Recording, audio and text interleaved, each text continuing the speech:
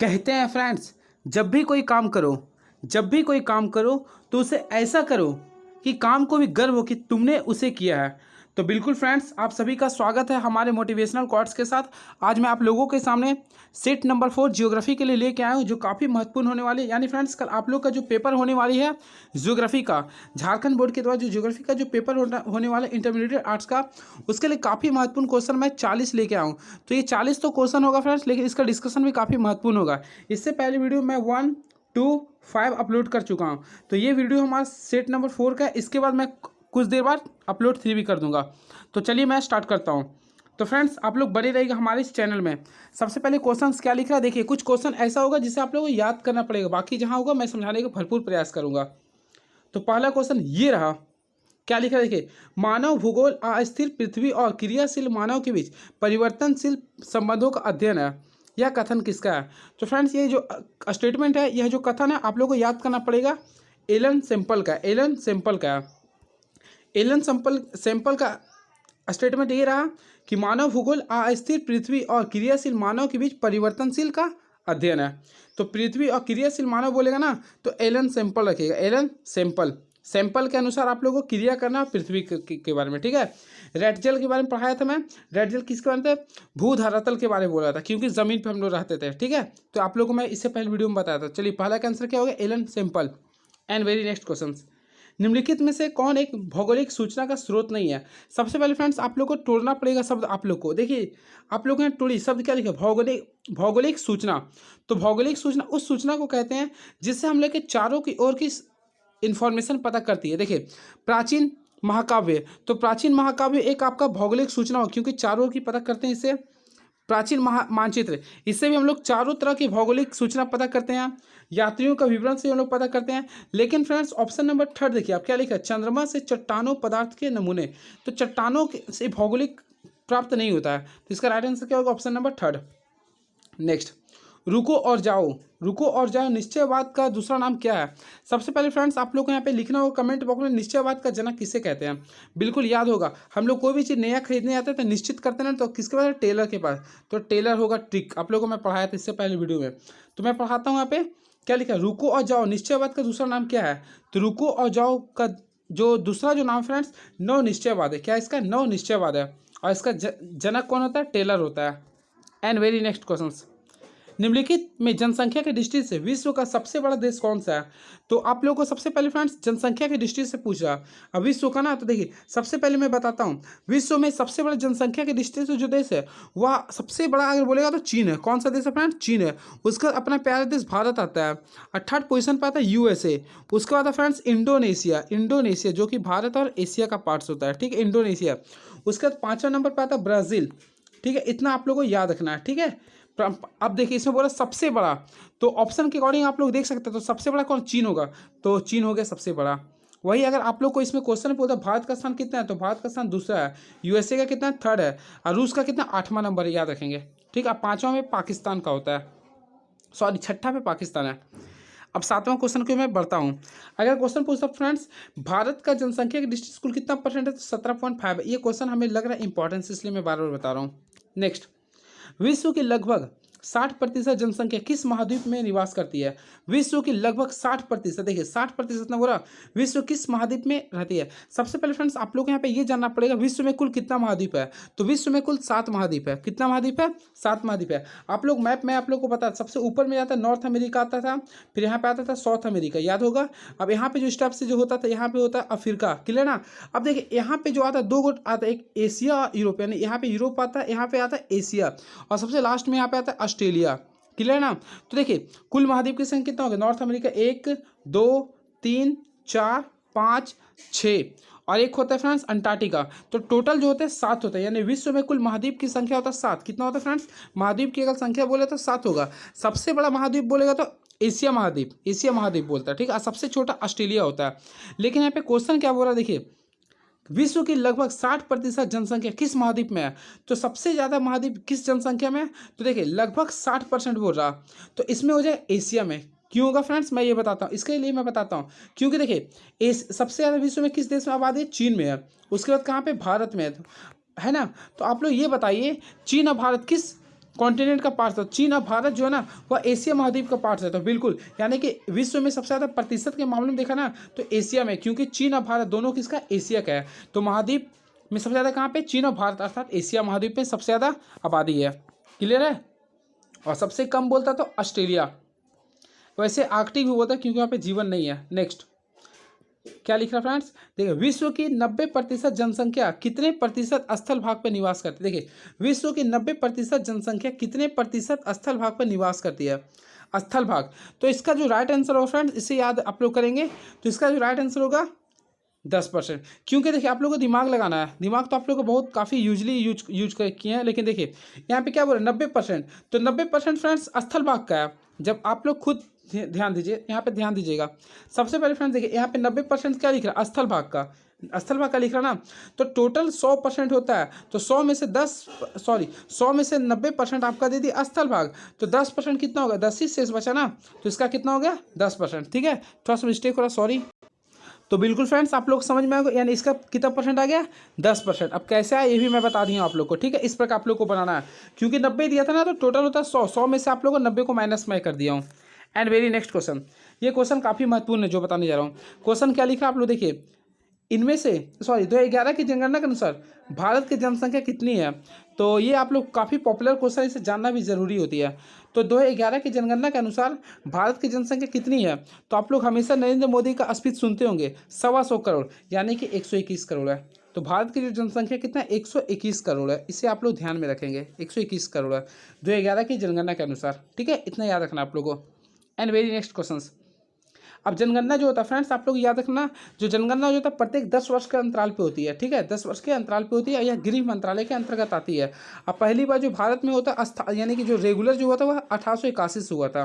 ठीक है, and very next question, इनमें से कौन प्रवास का अपकर्ष कारक नहीं है। सबसे पहले फ्रेंड्स आप लोग ये जानिए प्रवास क्या होता है। प्रवास समझ में आए हुए, यानी कि देखिए एक जगह से दूसरी जगह पे जाना, यानी कि किसी भी कार्य के लिए, उसे बोलते हैं प्रवास। तो क्या बोला, इसमें कौन प्रवास का अपकर्ष कारक नहीं है। तो ऑप्शन के अकॉर्डिंग चलते हैं, तो इसमें ऑप्शन नंबर देखिए आप लोग डी देखिए, तो डी इसका राइट आंसर होगा। क्योंकि देखिए महामारी को इसका कारण नहीं होते हैं। ठीक है, क्योंकि देखिए शांति एवं स्वास्थ्य के लिए भी लोग प्रवास करते हैं, आप लोग जानते हो। आप लोग को शांति के लिए एवं स्वास्थ्य के लिए भी आप लोग प्रवास करते हैं। जीवन संपत्ति के लिए, क्योंकि अगर आपका जीवन कहीं और कहीं आप लोग जॉब करते हैं तो वहीं पर आप लोग प्रवास करते हैं। सुरक्षा के लिए भी आप लोग प्रवास कहीं करते हैं, लेकिन महामारी यहाँ पे नहीं चलेगा। नेक्स्ट, इनमें से कौन प्रवास का प्रतिवर्ष कारक नहीं है। प्रतिकर्ष, सबसे पहले फ्रेंड्स प्रतिकर्ष यानी हमेशा के लिए होता है, तो प्रतिकर्ष कारक नहीं है। तो ऑप्शन के अकॉर्डिंग चलेंगे ना, तो इसका होगा अनुकूल जलवायु, अनुकूल जलवायु। क्योंकि देखिए जलवायु एक प्रवास का कारक नहीं होता, क्योंकि जलवायु जो होता है ना वह काफ़ी लंबे वर्ष के अंतराल के अंतर्गत होती है। लगभग 14 या फिर 32 वर्ष का तापमान देखकर जलवायु पता किया था। तो इसके अकॉर्डिंग अगर ऑप्शन होगा ना, तो जलवायु अनुकूल जलवायु होगा। ठीक है, एंड वेरी नेक्स्ट क्वेश्चन, विश्व की जनसंख्या 6 से 7 अरब होने में कितना वर्ष लगा है। तो विश्व की जनसंख्या 6 से 7 अरब होने में कुल 10 वर्ष लगा है। ठीक है, नेक्स्ट क्वेश्चन, निम्नलिखित में से किस महाद्वीप में जनसंख्या वृद्धि दर सर्वाधिक रहा है। किस महाद्वीप में, देखिए सबसे ज़्यादा देखिए सर्वाधिक वृद्धि दर, देखिए अगर वृद्धि दर बोलेगा तो सबसे ज़्यादा रहा अफ्रीका में। कहाँ रहा, अफ्रीका में। और अगर बोलेगा जनसंख्या सबसे ज़्यादा किस में है, तो एशिया में। एशिया में सबसे ज़्यादा जनसंख्या है, लेकिन वृद्धि दर बोले तो अफ्रीका में है। क्लियर है, और अफ्रीका एक ऐसा कॉन्टिनेंट है जहाँ से मानव की उत्पत्ति हुई थी। और अफ्रीका महाद्वीप में कुल 54 देश आते हैं। अगर बोले ना किस महाद्वीप में सबसे ज़्यादा देश आते हैं, तो अफ्रीका महाद्वीप में आते हैं। कितना आता है, 54। हमारा एशिया में कितना आता है, 48। इसे याद रखना होगा आप लोग को। एंड वेरी नेक्स्ट क्वेश्चन, निम्नलिखित में से कौन सा एक तथ्य सही नहीं है। तथ्य सही नहीं है, तो इसमें देखिए सबसे पहले फ्रेंड्स आप लोगों को पढ़ना पड़ेगा, विगत 5 वर्षों में मानव जनसंख्या 10 गुना से अधिक बढ़ी है। बिल्कुल बढ़ी है। नेक्स्ट, 5 अरब से 6 अरब तक बढ़ने में जनसंख्या को 100 वर्ष लगा। ये तो ऐसे ही लग रहा है, गलत है। इतना कहाँ से लगेगा, तो ये तो गलत हो गया, तो इसी में मार दीजिए। ठीक है, नेक्स्ट क्या बोल, देखिए जननकीय संक्रमण की प्रथम अवस्था में जनसंख्या वृद्धि उच्च होती है। बिल्कुल होती है, क्योंकि जनन के माध्यम से ही जनसंख्या वृद्धि होती है। अगला, जनसंख्या ज्यामितीय विधि से बढ़ती है। बिल्कुल करती है, क्योंकि ज्यामितीय विधि से ही बढ़ती है। तो इसका राइट आंसर क्या होगा, 2।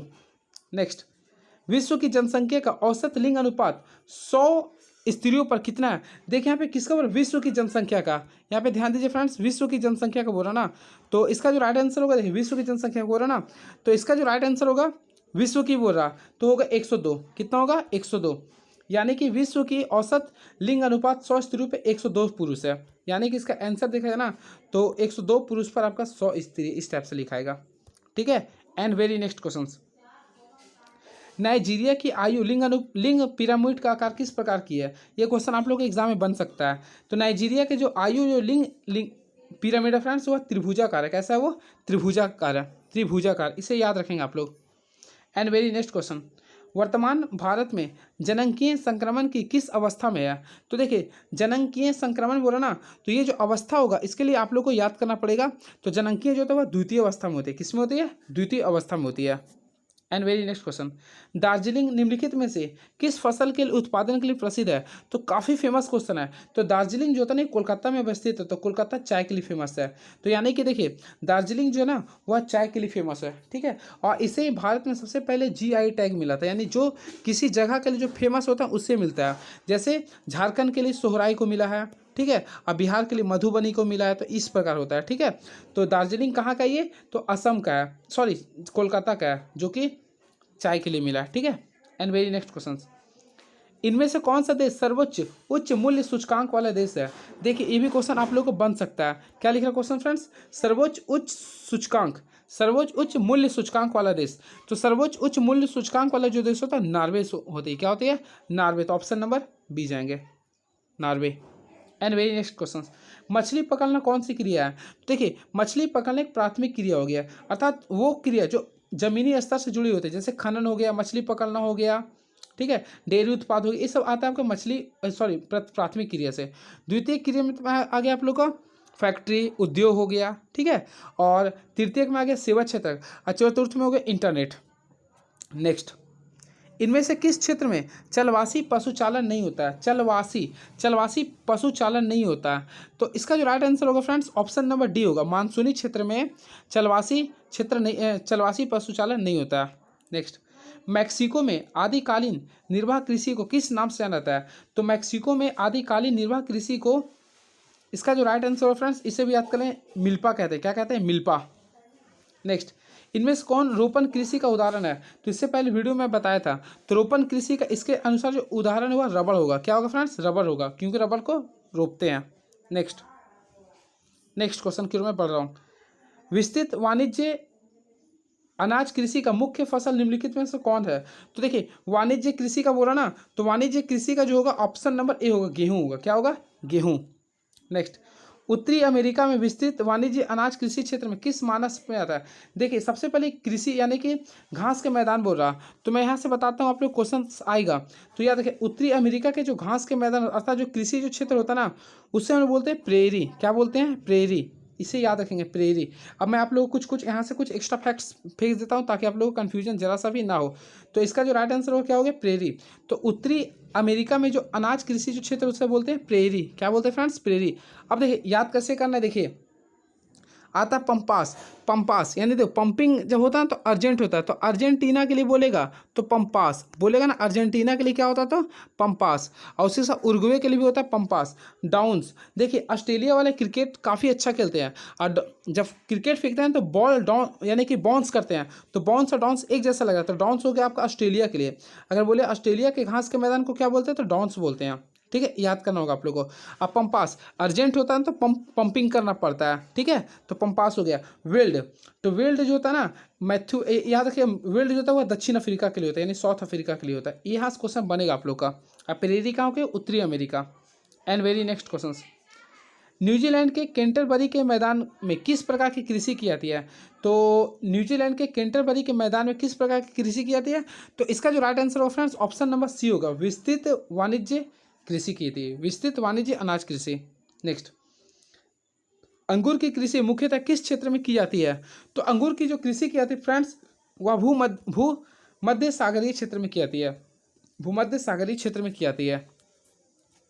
नेक्स्ट, रसदार फलों का उत्पादन किस कृषि के मुख्य विशेषता है? तो रसदार बोला ना, तो रसदार जो होता है फ्रेंड्स उसके लिए भी होता है भूमध्य सागरीय कृषि। एंड नेक्स्ट क्वेश्चन, सहकारी कृषि सबसे अधिक सफल किस महाद्वीप में हुई है? तो सहकारी कृषि सबसे अधिक सफल किस महाद्वीप में हुई है?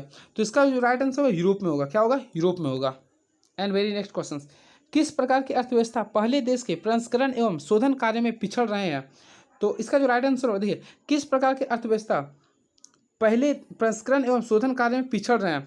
तो ये जो होगा ना, सबसे पहले इसके लिए याद रखें ना, अविकसित देश। अविकसित देश हर चीज़ में क्या और पिछड़ रहे हैं, तो ये हो जाएगा। ठीक है, नेक्स्ट, भारत एक विकासशील देश है। निम्नलिखित में से किस कृषि प्रकार का विकास यूरोपीय औपनिवेशिक समूहों द्वारा किया गया? ये याद रखें, क्वेश्चन ये आ सकता है फ्रेंड्स। तो यूरोपीय के द्वारा बोला ना, तो 29 का ऑप्शन नंबर डी होगा, यानी कि रोपण कृषि जो है ना वह यूरोपीय के द्वारा आया हुआ है। ठीक है, एंड वेरी नेक्स्ट क्वेश्चन, निम्नलिखित में से किस प्रदेश में विस्तृत वाणिज्य अनाज कृषि नहीं है? तो देखिए आप लोग को मैं अभी ट्रिक बताया था। देखिए सबसे पहले देखिए अर्जेंटीना, तो अर्जेंटीना में तो पंपास होगा ही। क्यों होगा? क्योंकि अर्जेंट में पंपिंग जरूरी होता है। ठीक है, ये तो क्लियर हो गया होगा। अब देखिए मैं ट्रिक से बताता हूँ। अमेरिका और कनाडा, यानी कि देखिए अभी मैं बताया था अमेरिका, कनाडा और मैक्सिको, ये तीनों में होते हैं प्रेरी, क्योंकि अमेरिका का पार्ट्स होता है। ठीक है, अब देखिए यूरोपीय स्टेपी, देखिए एक मैं ट्रिक बताता, देखिए यहाँ पे इसके बारे में बताता। स्टेपी, देखिए यूरोपीय जो मैदान होता है, सबसे पहले देखिए यूरोपीय, यूरेशिया बोलते हैं, यूरेशिया। आज क्या आप लोग को पता है यूरेशिया क्या होता है? बिल्कुल सही आप लोग समझे हैं। यूरेशिया का अर्थ होता है फ्रेंड्स, देखिए यूरे अर्थात होता है यूरोप। क्या होता है? यूरोप, EUROP है। अब एशिया यानी होता है एशिया, यानी एशिया, यानी कि यूरोप और एशिया के पार्ट्स को बोलते हैं यूरोपीय या फिर यूरेशिया कहते हैं। अब देखिए यूरोप और एशिया को कोई जोड़ता, देखिए जोड़ रहा ना, तो हम लोग यहाँ पे देखिए एक शब्द लिख रहा अस्टेपी। तो हम लोग, आप ही बताइए, टेप, टेप का यूज करते होंगे ना। टेप क्यों यूज करते हैं? टेप का यूज करते हैं हम लोग किसी चीज़ को चिपकाने के लिए। तो यूरोप और एशिया यहाँ पे चिपक रहा ना, तो याद रखिए अस्टेपी जो होता है वह यूरोपीय के लिए होता है, क्योंकि यहाँ पे एशिया और यूरोप दोनों आते हैं। तो आप लोगों को मैं ट्रिक से बता रहा हूँ, ध्यान से सुनिएगा। सबसे पहले देखिए यूरोप, यानी यूरोप और एशिया के कृषि पार्ट्स को बोलते हैं अस्टेपी, बिल्कुल सही है। अमेरिका, कनाडा और USA के पार्ट्स को बोलते हैं प्रेरी। क्या बोलते हैं? प्रेरी। अब देखिए अर्जेंटीना, अर्जेंटीना में पंपिंग का जरूरत होता है, तो अर्जेंटीना हो गया। अब ब्राज़ील का अमेजन नहीं होता फ्रेंड्स, ब्राज़ील का अमेजन नहीं होता है। ब्राज़ील का जो होता है, देखिए ब्राज़ील, इसमें गलत हो गया, ब्राज़ील गलत हो गया। ठीक है, अब मैं आप लोग को बताता हूँ ब्राज़ील का क्या। तो फ्रेंड्स इसका जो राइट आंसर होगा ब्राज़ील, क्योंकि देखिए ब्राज़ील के जो अमेजन पर्सन, उसे बोलते हैं कैंपस। क्या बोलते हैं? कैंपस। अब आप लोग, इसके लिए मैं आप लोगों को ट्रिक्स देता हूँ। देखिए ब्राज़ील एक ऐसा देश है ना जो फुटबॉल के लिए काफ़ी फेमस होते हैं। अब फुटबॉल जो हम लोग मारते हैं ना, किससे मारते हैं? जूता से। तो आप लोग जूता पहने हुए कैंपस कंपनी का, तो याद रख सकते हैं ब्राज़ील में जो होता है ना वह कैंपस होता है। याद करने की भी ट्रिक मैं बता दिया हूँ। तो चलिए इसका राइट आंसर हो गया घा। ठीक है, यानी ब्राज़ील का जो होता है वो क्या होता है, आप लोग याद कर लेंगे, ब्राज़ील का जो होता है वह कैंपस होता है। एंड वेरी नेक्स्ट क्वेश्चन, निम्नलिखित कृषि प्रकारों में से कौन सा प्रकार कर्तन दहन कृषि का है? तो देखिए कर्तन दहन के बारे में बोला ना, तो आप लोग सब पढ़े होंगे इसके बारे में। तो इसका ऑप्शन के अनुसार देखा है ना, तो आदिकालीन निर्वाह कृषि होगा, तो ये हो गया। ठीक है, एंड वेरी नेक्स्ट क्वेश्चन, निम्नलिखित में कौन एकल कृषि नहीं है? तो एकल कृषि कौन सा नहीं? देखिए ऑप्शन के अकॉर्डिंग आप लोगों को पढ़ना, जजमेंट करना। देखिए डेयरी कृषि भी अकेले होती है, रोपण भी होती है, तो इसमें क्या मिश्रित कृषि हो गया, है ना। एंड वेरी नेक्स्ट क्वेश्चन, निम्नलिखित में कौन खनिज उद्योग आधारित उद्योग है? तो खनिज आधारित उद्योग जो होता है ना, उसे हम लोग बोलेंगे लौह इस्पात। क्या बोलेंगे? लौह इस्पात है, खनिज औद्योगिक आधारित उद्योग है। नेक्स्ट, निम्नलिखित में कौन उद्योग मुख्यतः श्रम आयोजित उद्योग है? तो श्रम यानी मेहनत वाला होता है, तो ऑप्शन के अकॉर्डिंग देखिए तो कुटीर उद्योग होगा। क्या होगा? कुटीर उद्योग होगा। ठीक है, ऑप्शन के अकॉर्डिंग आप लोग चलना फ्रेंड्स, कुटीर उद्योग होगा। क्योंकि देखिए संचार तो हो नहीं सकता, क्योंकि संचार के माध्यम से अभी भी वर्क कर रहे हैं। इंजीनियरिंग उद्योग भी नहीं होगा, बृहद उद्योग नहीं, तो ऑप्शन नंबर कुटीर। निम्नलिखित इनमें से कौन उद्योग कृषि आधारित उद्योग है? देखिए कृषि आधारित उद्योग बोल रहा, तो इसे आप लोगों को खुद समझना होगा। तो ऑप्शन के अकॉर्डिंग पढ़िएगा ना, तो सूती वस्त्र उद्योग होगा, क्योंकि सूती कहाँ से आता है? कृषि के माध्यम से ही आता है। ठीक है, एंड वेरी नेक्स्ट क्वेश्चन, इनमें कौन वन आधारित उद्योग है? तो वन यानी कि कागज। देखिए कागज आप लोग पता होगा पेड़ पौधा से आता है, तो कागज हो गया। ये सब आप लोग को केवल प्रेजेंट माइंड के अकॉर्डिंग करना है। ठीक है, अगर बोलता है वस्त्र, तो वस्त्र कहाँ से आता है? कपड़ा कहाँ से आता है? आप लोग खुद कमेंट बॉक्स में ये सब हो गया, लौह इस्पात में आ गया। ठीक है, तो ये कहाँ से है आप लोग कमेंट बॉक्स में लिखेंगे। नेक्स्ट, इनमें कौन पशु आधारित उद्योग है? पशु आधारित, तो पशु आधारित उद्योग अगर इसमें से क्वेश्चन देखा जाए तो चमड़ा उद्योग होगा, चमड़ा उद्योग। नेक्स्ट, नगरीय क्षेत्रों को परिभाषित करने के लिए संयुक्त राष्ट्र अमेरिका ने न्यूनतम कितनी आधार बनाया गया? तो ये तो बुक का क्वेश्चन फ्रेंड्स, इसके याद करना पड़ेगा, तो इसका होगा 5000।